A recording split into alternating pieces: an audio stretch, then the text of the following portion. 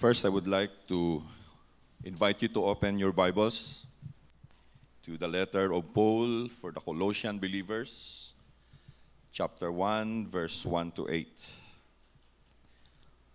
Okay, Colossians chapter 1, verse 1 to 8.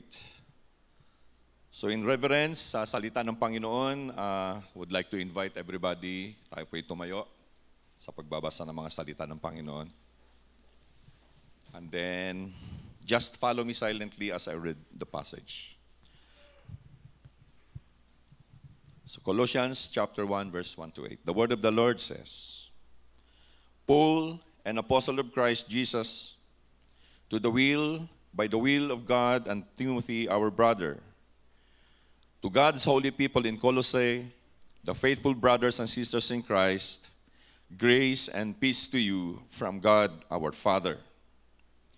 We always thank God, the Father of our Lord Jesus Christ, when we pray for you, because we have heard of your faith in Christ Jesus and of the love you have for all God's people, the faith and love that spring from the hope stored up for you in heaven, and about which you have already heard in the true message of the gospel that has come to you. In the same way, the gospel is bearing fruit and growing throughout the whole world, just as it has been doing among you since the day you heard it and truly understood God's grace. You learned it from Epaphras, our dear fellow servant, who is a faithful minister of Christ on our behalf, and who also told us of your love in the Spirit. Lord, we are here today upang sambahin ka, upang kantahan ka, upang papurihan ka, and to praise you, Lord, and to worship you. Salamat because you have something in store for us today. As again and again, Father, every time na nagkakatipon-tipon kami, meron ka talagang mahalagang mga bagay at mga katuruan na gusto mong matutunan namin.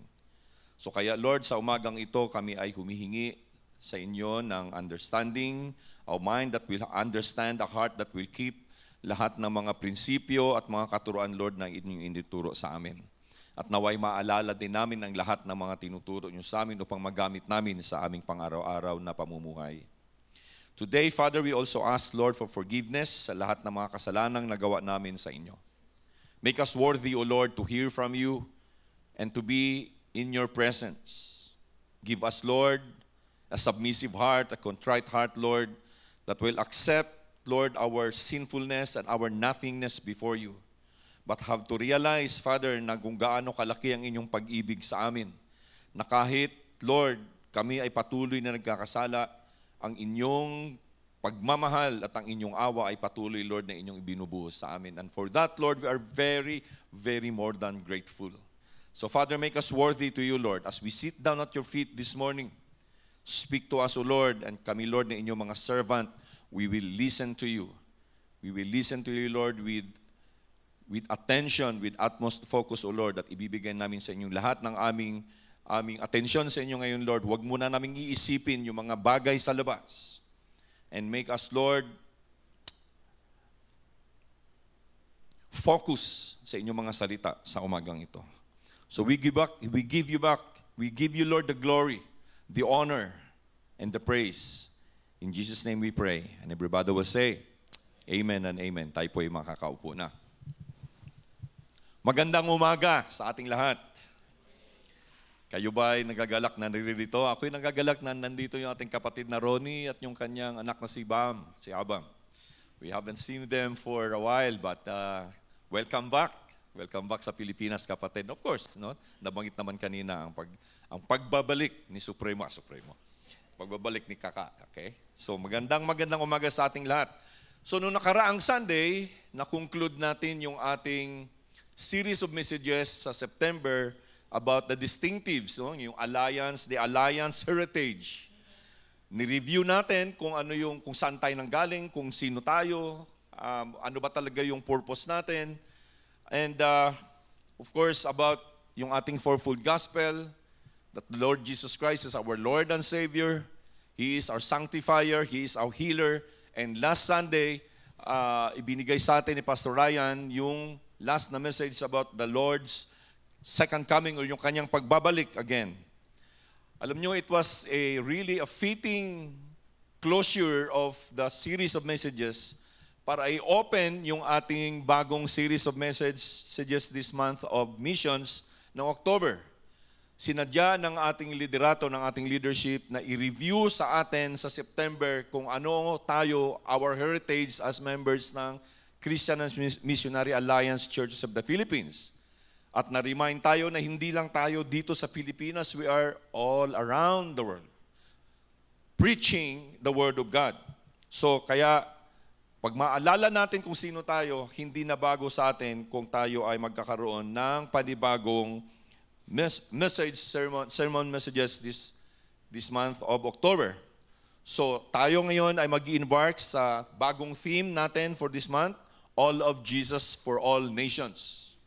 So makita ninyo merong +1 dyan kasi ito yung inaano sa atin ngayon na each church, bawat iglesia ay magkakaroon ng church planting. So tayo, we're supporting the church planting program ng Kamakop.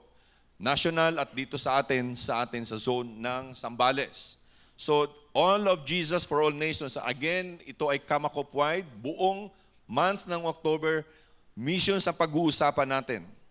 And the missions of the messages of this month is all about yung ating role at yung participation natin sa missions.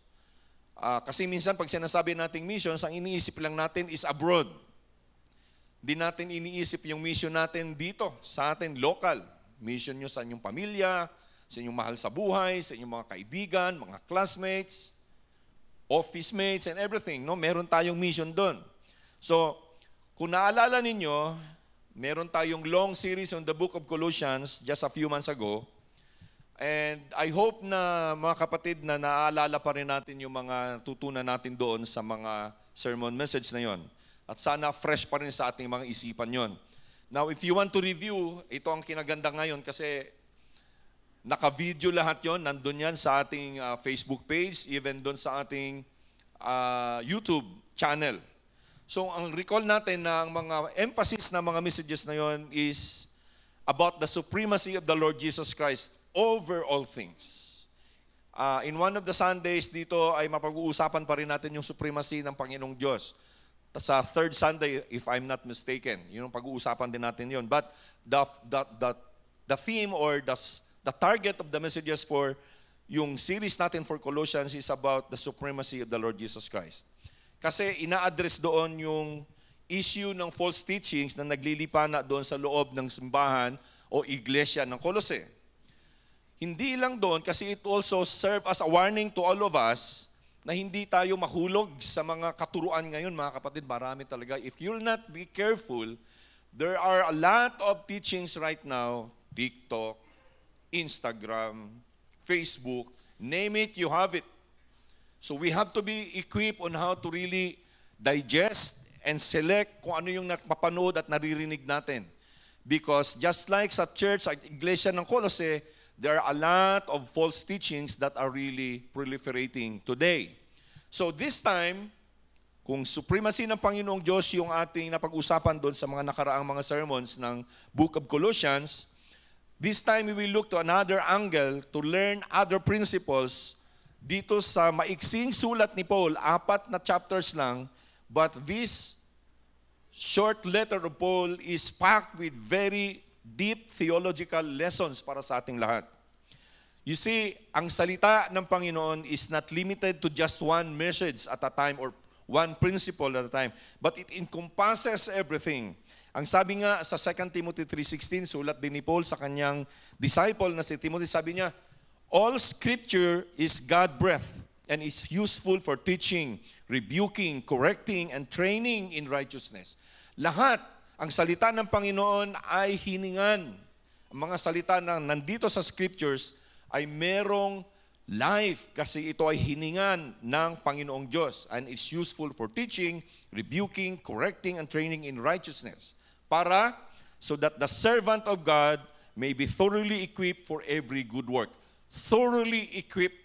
Kaya mga kapatid, pag sinabi mong thoroughly equipped, para yan sa lahat ng aspeto ng ating mga buhay. That's why we are always encouraged to always read your word or always read your Bible. This is one of my Bibles na kanina nakita ko kasi yung dala ko rito, Tagalog. But this is one of my oldest Bibles, the devotional Bibles for dads, para sa mga tatay. Meron ako nito para magkaroon ako ng giya on how to become a good dad. Although malalaki niyo yung aking mga anak, but I have 5 apos.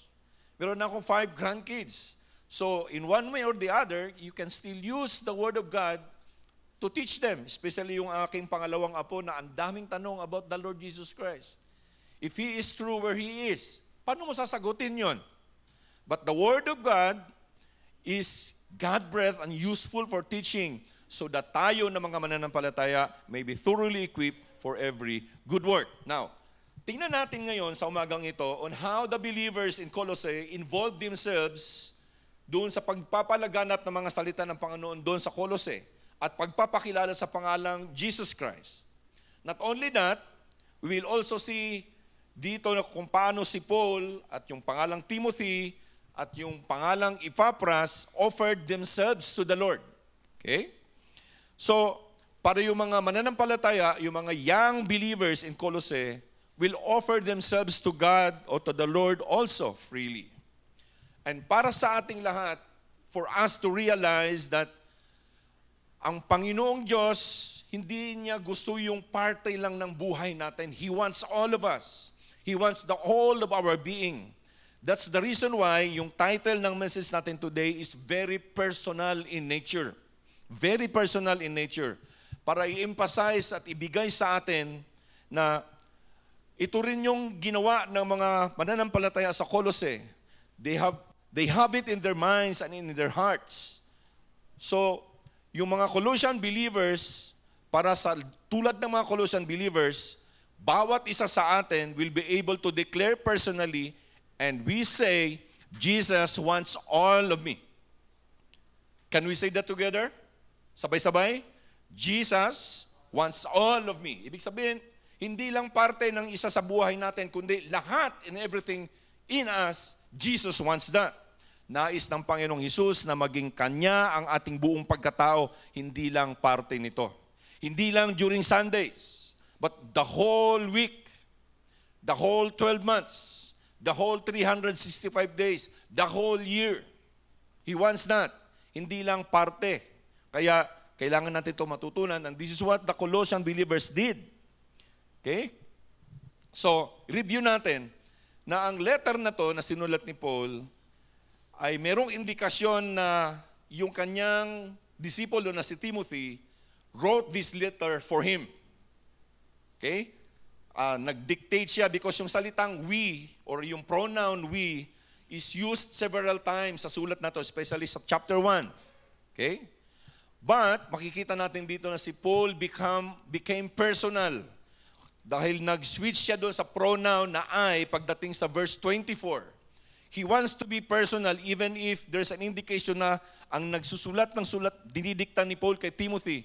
You see, sinulat ni Paul to when he was in prison in Rome. And we will ask ourselves, bakit nandun si Timothy? Because Timothy has that mindset that Jesus wants all of him. Jesus wants all of me. Sabi ni Timothy, that's why dito ko kasasamahan ko si Paul dahil pagkasama ko siya, marami ako matutunan and I'll be equipped. And true enough, when he was sent back to Ephesus, there were 2 letters for Timothy and he became one of the pillars of the Christian faith. So, Paul was never in Colossae. Hindi siya yung nag-establish ng church na to. He was never there. Hindi nga niya na-meet yung mga tao doon. He doesn't know the Colossian believers at wala siyang personal na connection sa kanila except sa kanilang pastor doon na nagngangalang Epaphras, kung saan si Epaphras ay diniscipulo niya when he was in Ephesus. Now magtataka tayo, bakit Paul would bother to write them down a letter? Hindi nga siya, wala nga siyang connection eh. He doesn't know them, only Epaphras. And he was 1,000 kilometers away from Colossae. Kasi nandun nga siya sa Rome. Siya ay isang preso kabalyero doon when he wrote this letter. Now, Kung 1,000 kilometro siya ang layo na doon, mahigit 1,000 kilometers, bakit nagpunta si Epaphras doon? Why did Epaphras journeyed 1,000 kilometers going to Rome para mag-report kay Paul? Galing sa Colossae. Alam nyo, imagine it. It is not a joke to travel that far during their time. You rather ride a horse or walk with wala pang sandals noon na malalambot. Kaya imagine nyo kanilang mga paa. And then they took a ship going to Rome from Ephesus. It's perilous. Why would Epaphras go to Rome? Pwede naman siyang magstay na lang sa Colossae at sabihin, kung kayo'y naniniwala sa mga bagong katuroan na yan, ay bahala kayo, wala na akong pakialam. He could have just said that. Pero talagang pumunta doon si Epaphras sa Rome, 1,000 kilometers away from Colossae. Remember, nagpunta si Epaphras doon para kumuha at mag-sought ng help or tulong kay Paul para ma-address yung problema ng heresy at wrong teaching doon sa simbahan o sa iglesia ng Colossae. Epaphras meron sa kanyang mindset that in his mind, Jesus wants all of him. That's why he's willing to journey that far away land dahil alam niya in his heart and in his mind that Jesus wants everything that is in him to be equipped on how to address yung issue ng mga maling katuruan doon sa Colossae, to correct the mindset of the believers there. And this is also our theme this morning. Kasi malamang baka iba yung mindset natin pagdating dito sa ating pag-uusapan sa umagang ito. So nung marinig ni Paul yung report ni Epaphras, pwede rin sabihin ni Paul na, pabayaan mo ang mga yan, di ko naman sila kilala. O di ba usually ganun yung ating mga reaction? Pag hindi mo kilala, wala kang pakialam. Ang tawag doon, nonchalant. Nonchalant ba? Mga Gen Zs, mga millennials, nonchalant. Ano ba yung nonchalant? Walang? Ano yun? Wampakels? Kala nyo, di ako marunong dyan, ha? Pwede niyang sabihin yun. Kasi yun yung usual na reaction natin.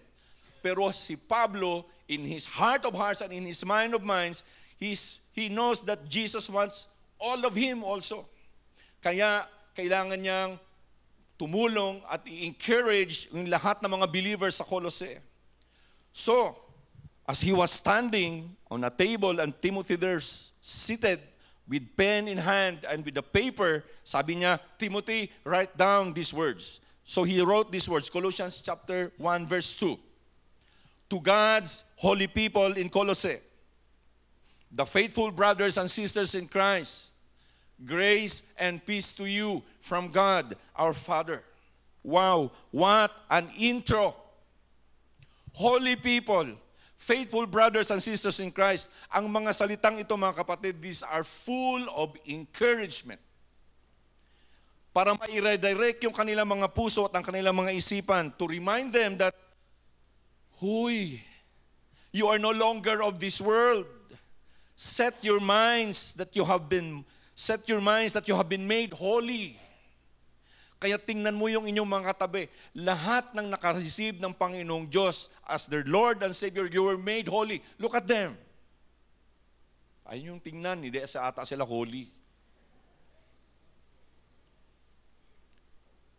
And sabi niya, kaya maging faithful kayo. So be faithful to God. Kung ano yung narinig ninyo about Him. Alam nyo yung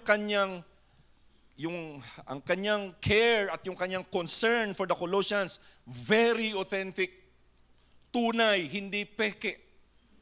Yung kanyang paano ba sa pagtagalog yung care? Pagkalinga? Kalinga ba? At yung kanyang concern sa mga believers doon is very authentic. Kasi mararamdaman natin yung yan, mga kapatid, doon sa kanyang prayer of thanksgiving na sinabi niya kay Timothy na write it down, Timothy. Although wala siyang chance na ma-meet yung mga tao doon sa Colossae, he was very thankful to them when he heard the report of Epaphras. Nung marinig ni Paul yung report ni Epaphras about the believers in Colossae, naging very thankful siya. Ito yung magiging question natin eh. if people will hear about us, would they be thankful enough to the Lord? Think about that.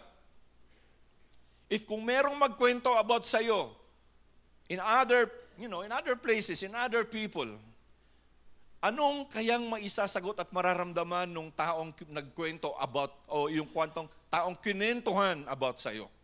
Because this time, when Epaphras reported to Paul, ito yung nangyayari doon, he was very, very thankful about them. Kaya mga kapatid, we have to think about that. So, kahit alam na natin na kung babasahin natin yung 4 na chapters ng the letter of Paul to Colossae, sa chapter 2 mga kapatid, later in that letter, Paul would very, very sharp. Yung kanyang pananalita, masyadong parang nagkaroon ng sharp yung tone. Kasi kailangan niyang i-correct kung ano mang nangyayari doon sa Colossae. Pero mga kapatid, he expressed his praise and gratitude to the believers there first. Inuna niya na i-affirm yung mga believers doon. When you have in mind that Jesus wants all of you, ito yung unang prinsipyo na ating manutunan dito. You will always set a positive tone in every certain situation and circumstances. When you have in mind that Jesus wants all of you, lahat ng atin, we always set a positive tone in every situation and in every circumstance. Kasi ito, narinig kasi ni Paul yung report ni Epaphras. Hindi niya inuna kung ano yung negative doon, hindi siya nag-react doon. Instead, he responded. Di ba may diferensya yung reaction sa response? Ang reaction is right there and then, without thinking, just like dito sa FB, meron kang nakita, nag-react ka, without thinking, papapapak. Christian ka pa naman. Pero what Paul did was to, and then he responded. And he set a positive tone sa situation na yon. Kasi people will always react to any kind of situations and circumstances. Lahat. Especially kung ito ay negative. Especially if merong negatibo na naririnig. So yung respond natin mga kapatid should always be gracious, just like what Paul did.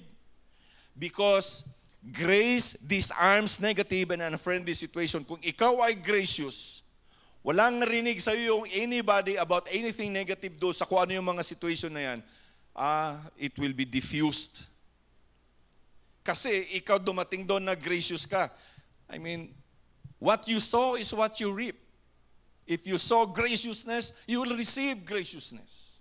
If you sow pain and hurt and kung ano-ano, negative, ito rin marireceive mo. So Paul set the tone very positive doon sa situation na yon. Yung pagpasalamat ni Paul, disarmed the Colossian believers or yung mga readers na makakatanggap ng sulat niya, he disarmed them and prevented them na sabihin, ba't ka sumulat ng ganito sa amin? Who are you? Di kita kilala, di ka namin kilala. Although they might heard yung pangalang Paul na siya nag-disciple doon sa kanilang pastor na si Epaphras, pero wala silang personal na connection kay Paul. Might be, kung mabasa nila yung ganong klaseng sulat, pwede nilang masabing, who you? Di ba ganun yung sagot natin pag di mo kilala doon sa text? Na number lang, who you? Tapos delete, block. Tatawa ang mga bata kasi yun yung ginagawa nila. Pero dito, dinisarm ni Paul para hindi sila makapag-respond ng negative.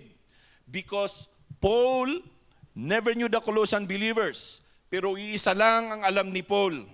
He knew that every believer or every person needs to grow and be strong in faith so that love will flow and hope abides no matter what. Yun yung mindset ni Paul. That every believer, bawat isa sa atin, that we should grow and be strong in faith para yung pag-ibig na nandito sa ating mga puso will flow and hope will abide no matter what. Faith, love, hope, lagi natin itong mababasa sa mga sulat ni Paul. Alam nyo kung bakit? Because ito ang pillars of the Christian life. Write it down. Faith, love, and hope. These three are the pillars of the Christian life. Fundamental or pundasyon to ng ating pagiging Kristiyano. And Paul was very thankful, kaya siya nagpasalamat kasi out of the report ni Epaphras, na-realize niya na ni isa sa tatlong ito ay hindi nawala sa mga believers sa Colossae. They did not lack any of these fundamental essentials of the Christian faith. Tingnan nyo, unang binanggit ni Paul, pananampalataya. Faith was mentioned first among the three. Alam nyo kung bakit? Because the Christian life begins with faith. Amen? Yung ating buhay bilang Kristiyano nag-uumpisa sa pananampalataya. Ano bang sinabi niya sa mga sulat niya doon sa Ephesians chapter 2 verse 9, 8 to 9? This is how it reads. For it is by grace that you have been saved through faith. And this is not from yourselves. It is the gift of God, not by works, so that no one can boast. It's a gift of God. So, tinanggap natin lang yan sa pananampalataya kasi binigyan tayo ng gift ng Panginoon. When we heard the message the Lord gave us, alam nyo, nare-receive natin yung kanyang gift of gain. Yung, ano ba sa Tagalog yung gift? Minsan nawawala ako sa ano. Meron pa. Kaloob, ayun. Mas malalim, regalo kasi parang, sa'yo na yan. Tapos, pwede mong buksan, pwedeng hindi. Pero pag binigyan ka ng kaloob, it was given to you with sincerity, give of it, then you receive it with thanksgiving, and you receive it ng buong buo. You see, ang grasya ng Panginoon is always truly in action dahil dito, when we receive that gift of grace, we start to nurture it. Inaalagaan natin yung ating pananampalataya. Kaya tapikin mo yung katabi, sabi mo, inaalagaan mo ba ang pananampalataya mo? It's a gift of God. So you have to really nurture it. Alagaan it, mga kapatid. Kasi, ikaw ba pag binigyan ka ng gift, ng kaloob, or ng, sige, sa regalo, especially pagka ibinigay sa iyo yan yung meron talagang okasyon, aalagaan mo ba yun o hindi? Especially kung nagbigay sa iyo is special person, alalahanin mo palagi yun. Ito, gift of grace na galing sa Panginoon. Hindi kailangan ting alagaan. So, okay? And then we must always be reminded na kung walang pananampalataya, without faith, it is impossible to please God. Hebrews 11:6 says, without faith, it is impossible to please God. Kung wala kang pananampalataya, mahirap pasayahin o pangitiin ang Panginoong Diyos. Because anyone who comes to Him must believe that He exists and that He rewards those who earnestly seek Him. Merong pabuya.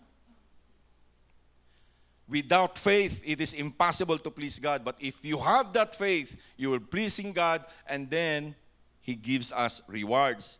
Alam nyo, yung pananampalataya, it is the spring well of everything that is God's. Pag sabi mong spring well, ito yung, bukal ba ang tawag nun? Bukal, di ba? Pag meron kang pananampalataya, it's the spring well of everything that is God's.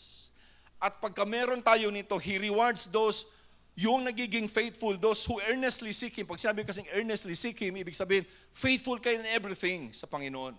Faithful in your prayers, faithful in your praise and worship, faithful in your giving, faithful in your worship, faithful in your service to God. That's how we seek Him. And then we will be rewarded. Kaya yung lahat ng mga nagsiserve, kayong lahat na tumutugtog dito, kayong lahat na hindi nagtitiis ba kayo? Nagpa-practice dito every Saturday? Hindi, no? You enjoy it? Amen? Or you enjoy coming to the church to worship? Or hindi kayo enjoy? That's how you earnestly seek God. And you will be rewarded. Huwag kayong mag-alala. You will be rewarded. See, sa pamamagitan ng ating pananampalataya kay Kristo Jesus, ito ang nagiging bukal ng pag-ibig. It is the fountainhead where love flows. Walang pag-ibig na lalabas sa ating mga puso kung hindi natin wala tayong pananampalataya sa Panginoong Diyos. Kaya nga, love Christ, love people, make disciples. Hindi natin to magagawa kung wala kang pananampalataya. Because faith is the wellspring of everything that is God. And when the Holy Spirit indwells us, yung nandito sa atin yung banal na Espiritu, and He enters sa ating mga puso, biglang nagkakaroon ng hindi mo mapigilang pagmamahal sa tao. Meron akong na-share sa aming Bible study last week. Na yung word na joy, J stands for Jesus. O stands for others. Y stands for you. Nagkakaroon ng pagbabago. Meron kang joy. Parang tuloy-tuloy na meron kakaroon ka ng bukal ng pag-ibig sa puso mo. Love for God and love for others. At hindi mo na masyadong iniisip yung sarili mo. Dito tayo nagkakaroon ng problema pag if you are always thinking about yourself. Pag iniisip mo palagi yung sarili mo, wala kang pakialam sa iba, may marinig ka lang. Mawawala na yung testimony ng pagiging isang Kristiyano. Look, tingnan natin kung ano yung pasalamat ni Paul. Sa verse 3, he said, "We always thank God, the Father of our Lord Jesus Christ, when we pray for you, because we have heard of your faith in Christ Jesus and of the love you have for all God's people." Yung kanilang pagmamahal is not just for someone or specific na individual. Yung kanilang pagmamahal was for all. Ano ibig sabihin nito pag for all? Pati yung may atraso sa'yo. No? Pati yung nagkasala sa'yo. Kasi for all eh. Alam niyo kung ano dito? The Colossian believers, they were demonstrating a God-given capacity and ability to love unconditionally. Meron ka kasing pananampalataya sa Panginoon Diyos. Kaya, sabihin mo yung katabi, I love you.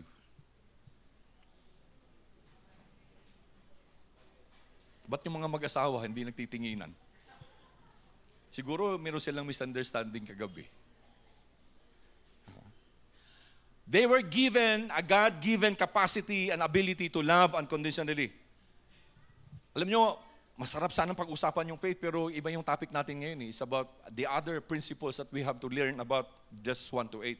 So, after na nabanggit ni Paul yung pananampalataya, Paul and then love, Paul mentioned hope. Verse 5. The faith and love that spring from the hope stored up for you in heaven. Faith, love, and hope, and about which you have already heard in the true message of the gospel. Sinong nakarinig ng totoong message ng gospel dito? Taas ang kamay. Yung iba, wala. Peke. Alam nyo, pag tinatanong kayong ganun kayong God, gano'n. Tapos huwag nyo gaganon yung mga kamay nyo, ganyan. Para pwede kayong mag-high five. You see, the faith and love that spring from the hope stored up for you in heaven and about which you have already heard in the true message of the gospel. Alam nyo kung bakit sinabi ito ni Paul? Because the Colossian believers consistent and they are confidently looking forward for the future. Tingnan nyo rito, na-mention yung katagang heaven. They were looking forward to that. Pero alam natin na if you look forward, as you look forward to that future, meron tayong ginagawa daily. Okay? Heaven was mentioned by Paul. And clearly, hindi ito nag-distract sa kanila. Kasi minsan, pagka yung iniisip natin palagi, yung heaven, nadidistract tayo. Sabi, paano tayo mag-iisip ng heaven? Hindi nga, ano nangyayari rito? Hindi heaven to. But they were not distracted para gawin yung God-ordained work to share the gospel to the lost. Alam nyo, I like what the esteemed Pastor Dr. Chuck Swindoll wrote about these 3 pillars of the Christian faith. Ito yung sinabi niya. Tandaan natin to ha. Faith looks back to the anchor of salvation, to the person and work of Christ.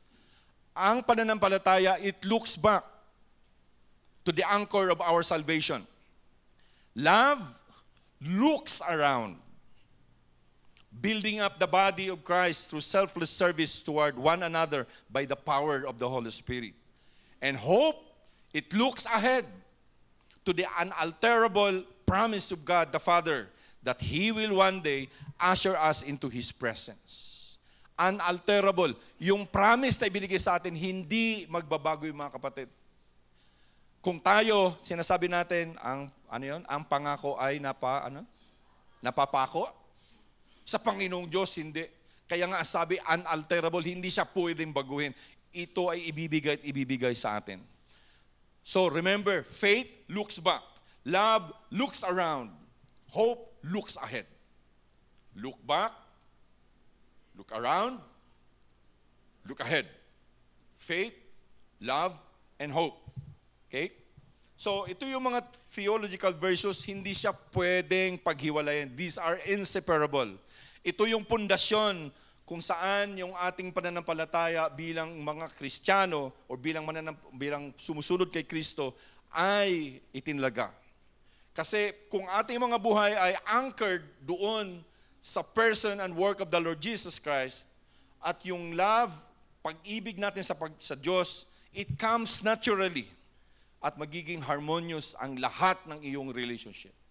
You will become, paano nito? Sabi dito.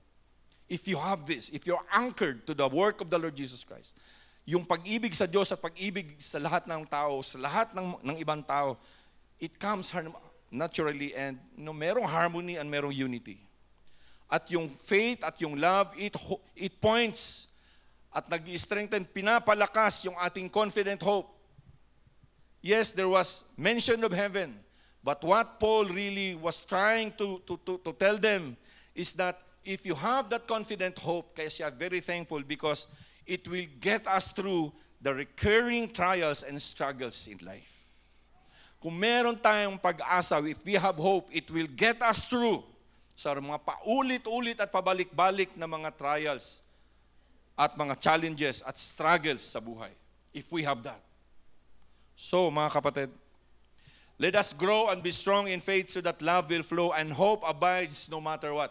Nandun yung hope, confident and assured na whatever happens, I'll be good. Kahit na meron ako nito, I'll be good. Kaya kung kukumustahin ka, huwag mo sasabihin, okay lang.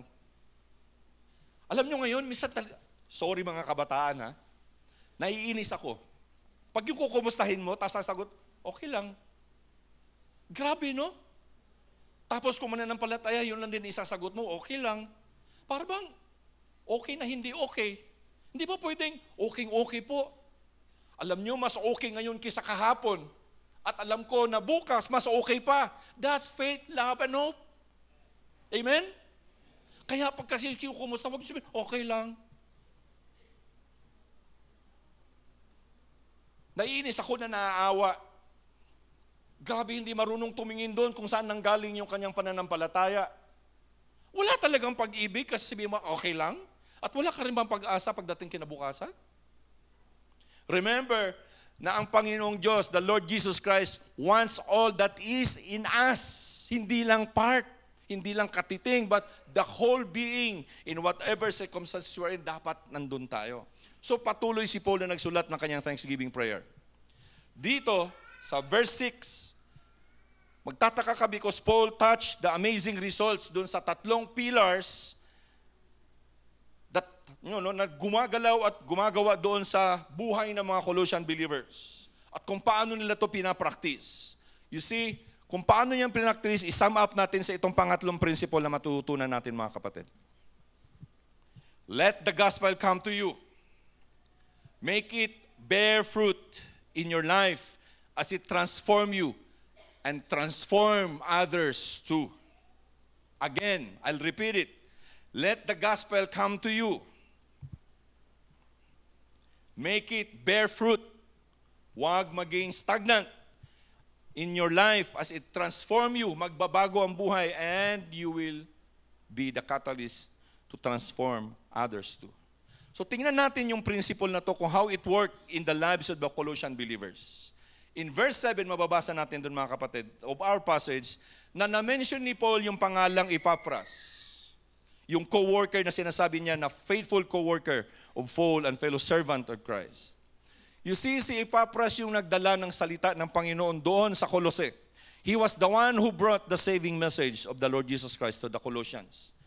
Ano ang ipinuprove dito mga kapatid? It only proves that Nobody, walang ni isa sa atin na ipinanganak na alam niya na yung magandang balita. No one.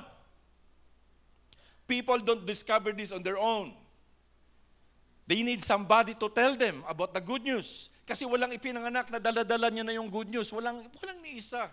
Kailangan na merong magsabi sa kanila. Dapat merong messenger. The gospel comes to us through a messenger. Bawat isa sa atin dito, merong nag-share ng salita ng Panginoon. Amen? Hindi kayo naging member ng iglesia na to kung walang nag-share sa inyo ng salita ng Panginoon. There was that one messenger. So isipin niyo sino yung nag-share sa inyo. Think about that person and be thankful of them or him or her. Kasi siya yung naging ipapras sa buhay ninyo. Take a look at what Paul wrote in Romans 10:14. How then can they call on the one they have not believed in? And how can they believe in the one of whom they have not heard? And how can they hear without someone preaching to them? Paano daw sila makakatawag? Paano sila makakapag-pray sa isang Diyos na hindi naman nila pinaniniwalaan at hindi sila pinapanampalatayan? At paano sila bibili? Paano sila maniniwala kung hindi naman nila narinig?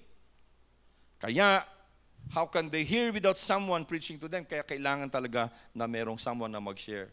Think about your loved ones. That's your mission. So in one of my dinners, I was in Japan last week. So pagdating namin doon, there was that, in the third day, merong dinner. All the Japanese partners na meron doon. And someone, kagabi lang ako dumating, mga alas 12, nagre-review si Timothy, nangungulit sa akin, asan na yung PowerPoint mo, Kuya Pastor? Sabi ko, huwag ka mag-alala, papadalo ko sa'yo. So about 10 o'clock kagabi. Kasi while sobrang traffic sa NLEX sa gabi. While going here, nagre-review ako. Tapos pag abot mga 10:30, pagkatapos namin kumain, pinadalawa kay Timothy. Ando na. Do it. O ito na yun.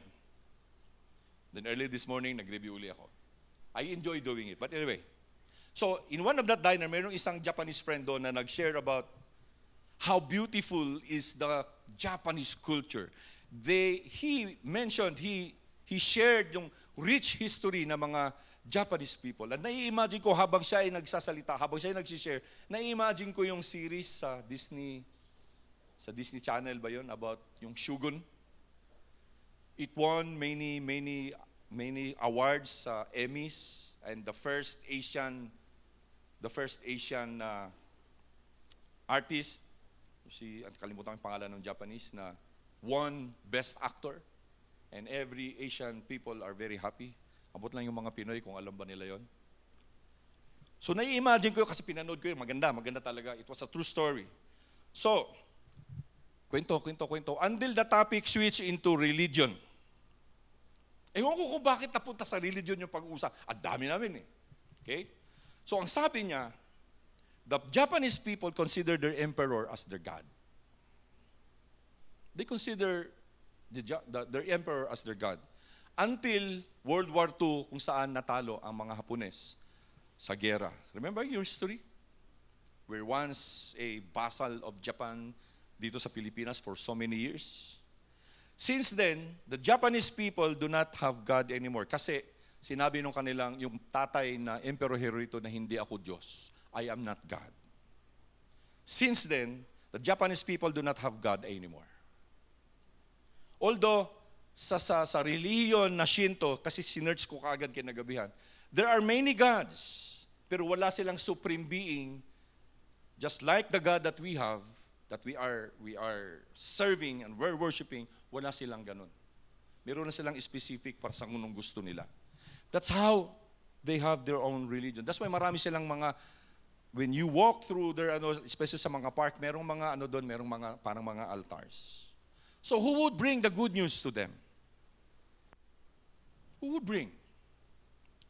Alam nyo, that night, I am glad and I was blessed to think that our congregation, our organization, or yung religious society natin na Kamakop, have been sending Epaphras to Japan to preach the gospel there. There's so many. Ilan ba yung pinagpipray natin every time? 10 sila pairs, mag-asawa. They're scattered all over Japan to preach the gospel there. And one of them is a very close friend of mine, si Pastor Roger Lasay, na nandun sa Gifu. Haven't got the chance to visit him. Kung meron sanang panahon, I could have visited him then. And then, after na mention ni Paul about yung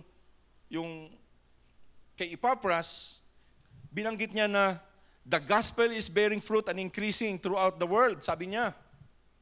Kasi meron ng mga mensahero, in this time ngayon, nandun si Epaphras, and then sabi niya, bearing fruit and increasing.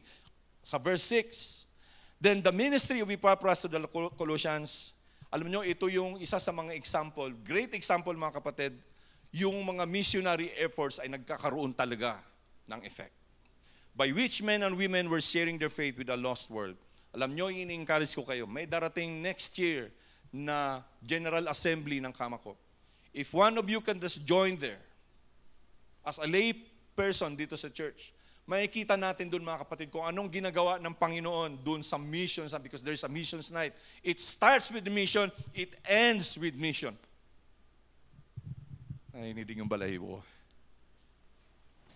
Because that's how we realize how God is doing. Because yung ministry ni Epaphras, doon sa mga taga-Colossians was just isang concrete example kung paano gumagalaw ang Panginoon sa mga missionary efforts natin. So, kung titinan natin yung verse na yan, makikita natin doon na ang mga taga-Colossae ay they're passing the faith to those around them. Hindi nila sinusolo. Sabi niya, you're doing it. And refers to the gospel bearing fruit and increasing. The phrase na ini-emphasize yung fruitfulness of the gospel's work in the transformation ng Colossians' life. Alam nyo, dito sa letter na to, itong verse, 8 verses na to, Paul was giving thanks to the believers there dahil hindi nila sinusolo kung ano yung meron sa kanilang mga puso. The Colossians were not bottling up the good news they have received. Hindi nila sinolo yung good news na meron sila. Instead, they were proclaiming it to those around them. Think about this. Are we proclaiming it in our own little way?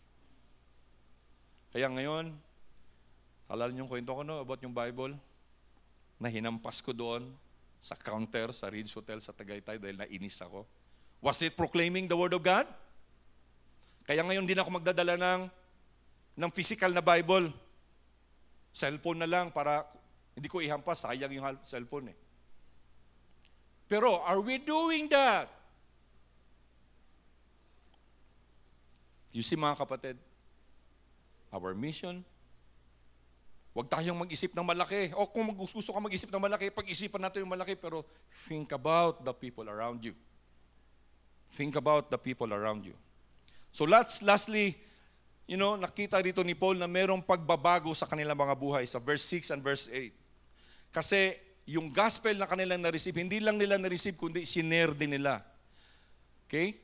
At nag-produce yung kanilang pananampalataya. Ang pag-ibig na sinasabi rito ay hindi normal na pag-ibig, kundi agape love, sacrificial and generous love. So nakita ni Paul doon sa report ni Epaphras kung ano yung nangyayari sa Colossae. And he was impressed by the life of the Colossians. Now, ito yung lagi kong iniisip. Habang nag-study ako nito, habang on the way na last night dito, na kung tayo kaya as an iglesia ay pagkukwentuhan, mai-impress kaya yung other churches? Because we have to remember, we are the church that comprise this building. Amen? Pero dito, when Epaphras mentioned the report to Paul, Paul was so impressed of what's happening in Colossae. Challenge para sa ating lahat mga kapatid. Epaphras, hindi siya magiging someone na merong i-dedicate yung kanyang buhay at i-spread ang gospel kung walang Paul na nagsabi sa kanya doon. Si Timothy, hindi siya magiging young pastor sa Ephesus kung wala si Paul na nag-share sa kanya. And the Colossian believers, hindi sila magiging ganun kung wala si Epaphras. And ABCC. Sino ba ang nag-una at nagtatag ng ABCC? Sino ba ang unang nag-church plant dito? History. Thank them. For 39 years, we are still here today.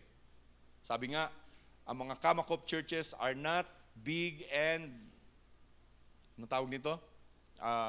May term dun eh. Yung mga churches na malalaki. Mega church. Sa atin, hindi rin tayo matatawag na mini church. We are a church that is believing on what is written in the Bible. Amen? And our influence is more than dito sa four corners of this church. Mga kapatid, negative situations and circumstances can bring you down. It can also bring people down and discourage them. And kaya minsan hindi tayo nag-stand up to do the right thing. Pero like Paul, like Timothy, like Epaphras, we bear in mind that Jesus wants all of us. Kaya in our minds, in our heart, always recite, Jesus wants all of me. Kasi kahit na anong mga situation na meron ka doon, you can always make the situation positive and conducive for the gospel. Of course, we have to grow in strength and be strengthened to have faith, love, and hope. At yung last encouragement sa atin na makikita natin is that pag na-receive natin yung gospel and with the grace, absorb it well and make it bear fruit. Let the gospel transform our lives so that we can be a catalyst in transforming other people. John Sheldon, may picture dito, 1584 to 1654. Isa siyang leading historian ng legal authority in England. He doesn't believe in God probably. Meron siyang napakalaking library na ang sinasabi dun sa history is that 8,000 volumes of jurisprudence and even books na kanyang binabasa araw-araw para sa kanyang learning. Nung siya ay malapit nang mamatay, sinabi niya kay a certain Archbishop Usher, sabi niya, tiningnan ko na lahat ng aking mga natutunan, and even the writings among those great writers in the world, and my study, itong aking library is filled with books of them, mga manuscripts, mga various subjects, science and everything. Pero ni isa sa kanila ay wala akong naalala or na-recollect that any passage out of those books na aking nabasa, wala akong maalala sa mga papel na yun where I can rest my soul, where I can have my salvation, maliban sa itong libro na to na ibinigay sa akin, the Holy Bible, the Scriptures. This is the same message na ibinigay ni Epaphras sa kanila, although during their time, wala pang Scriptures na New Testament. Probably what was shared during that time was the Old Testament. This was also part of this Scripture. Pero ginamit nila yun, mga kapatid, upang i-share ang gospel sa kanila. And those message that was given to them. For the grace of God has appeared that offers salvation to all people.